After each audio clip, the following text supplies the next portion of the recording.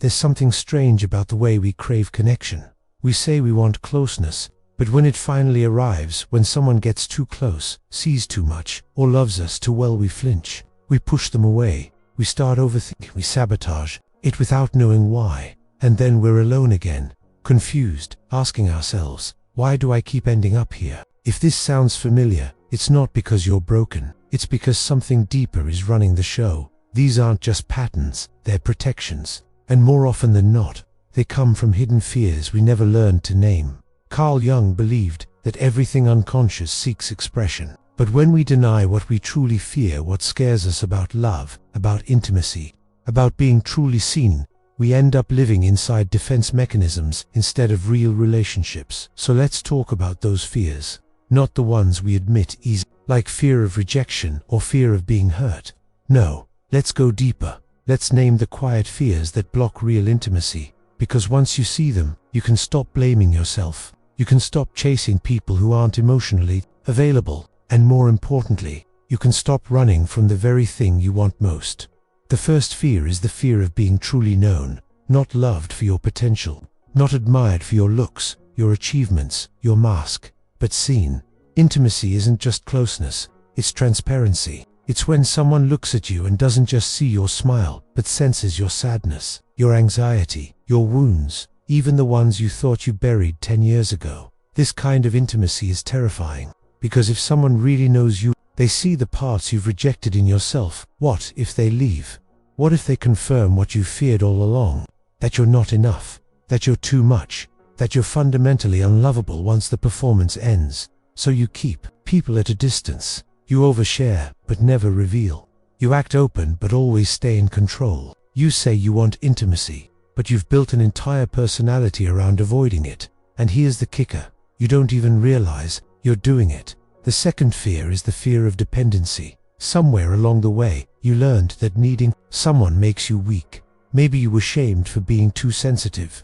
Maybe your needs were ignored, minimized, or used against you. Maybe every time you opened your heart, you got hurt. So now, you equate closeness with danger. You think, if I let someone in, I'll lose myself. You confuse connection with enmeshment. You fear that love will swallow your identity, your freedom, your sense of self, so you stay in control. You keep your independence.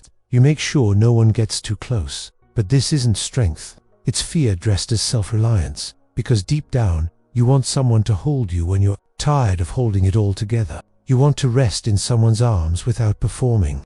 Strength. You just don't believe it's safe. The third fear is the fear of disappointing someone once they get close. This is the fear of being a letdown. When you've spent your life trying to be what others need, what your parents needed, what your ex expected, what society demanded, you start believing that love is conditional. So you wear a mask. You show the parts of you that are lovable, useful, inspiring, and you hide the parts that are messy, confused, imperfect. You think, if they really knew how anxious I get, how unmotivated I feel, how often I doubt myself, they wouldn't love me anymore. So even when love comes, you don't trust it. You wait for the other shoe to drop. You brace for abandonment.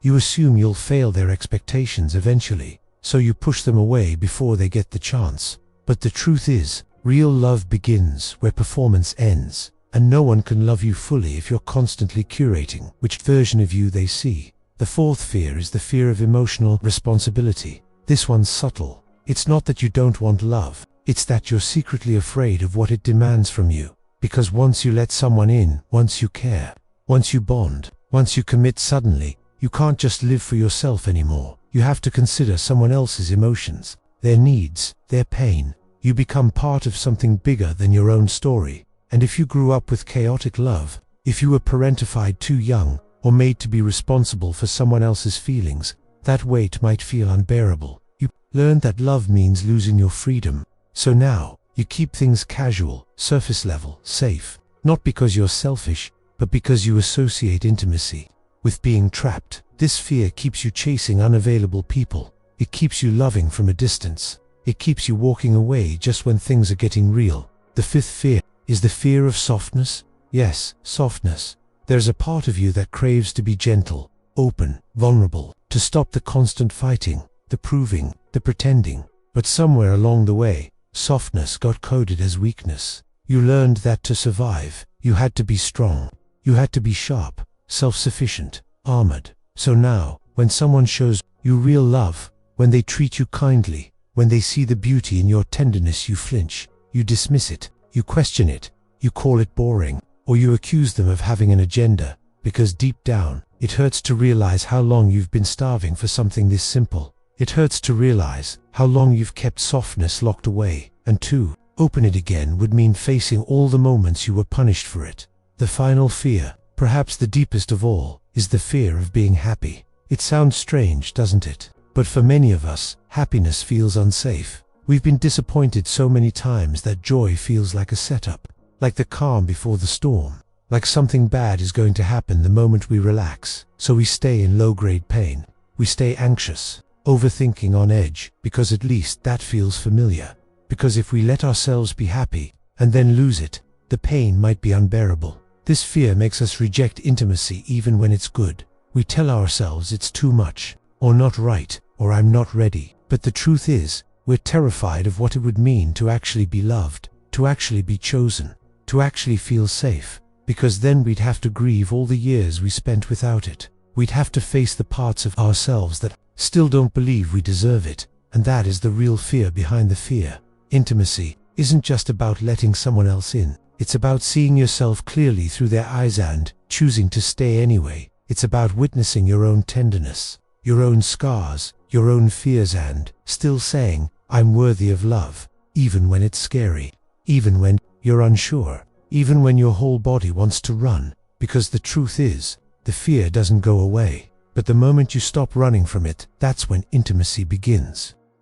If you're ready to heal these blocks and understand your hidden emotional patterns at the root, there's a way to begin. The JUNG method is a powerful self-guided tool rooted in CARL Jung's work, designed to help you reconnect with what you've buried deep inside. You'll find the link to start this inner journey pinned in the first comment. Now, let's return to the path that brought you here. Because now that you've seen the fears, the question becomes, how do you move through them? How do you open when you've been shut for years? How do you stop protecting yourself from love long enough to actually receive it? The answer isn't to fight the fear.